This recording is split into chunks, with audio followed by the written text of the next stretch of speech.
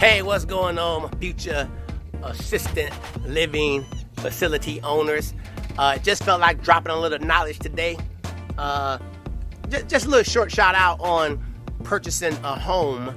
I got somebody who's very interested in buying a home. I mean, and he wants to know what to look for. All right, so I just want you guys to understand just a few points. Number one, the home that you're buying or you're renting for the purposes of opening up your own assisted living facility, it don't have to be yours. It ain't yours. So don't look at it in the eyes of you're buying something for yourself. You're buying it for your residence. You're buying it for your business. So you should go for a 4-bedroom, 3.5 bath, so you can fill it up with 8 residents. You should do that's 2 per room.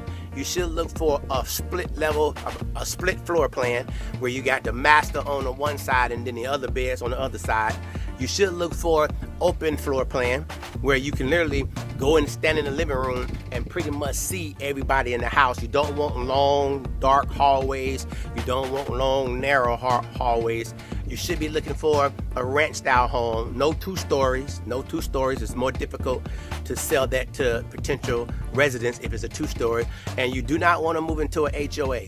HOA, Homeowners Association. You don't want to move into one of those because 9 out of 10 times you're going to have a tough time getting them to say yes to you opening up your facility in there. And that, sometimes I've been to three HOA board meetings trying to get them to say yes to open up a facility.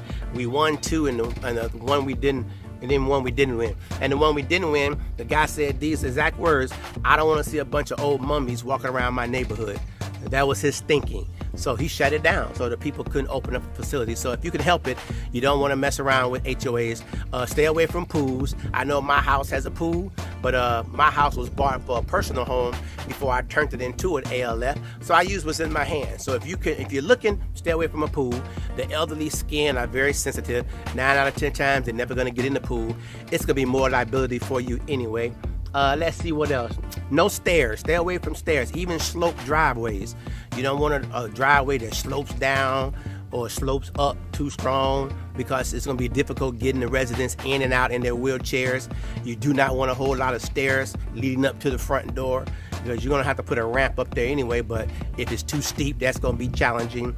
So those are just some basic tips, man. You don't need no fancy granite 42-inch cabinets. You don't need, you don't stay away from a fireplace because that's a danger for the elderly. You ain't always going to be able to keep an eye on them, and you don't want them reaching into that fireplace or worst case scenario, falling out of their chair, wheelchair into the fireplace. So you just want to keep it plain, keep it simple. You don't want to have carpet in the bedrooms. If you can avoid that, you want to do tile. And if you do tile, you're not looking, you don't want those really big, thick grout lines because sometimes the walkers get stuck in those. So anyway, that's just a few tips, man, to help you out with getting your facility up and running. All right, I'm going back to paradise. Just thought I'd drop a little knowledge. Now you know. Peace.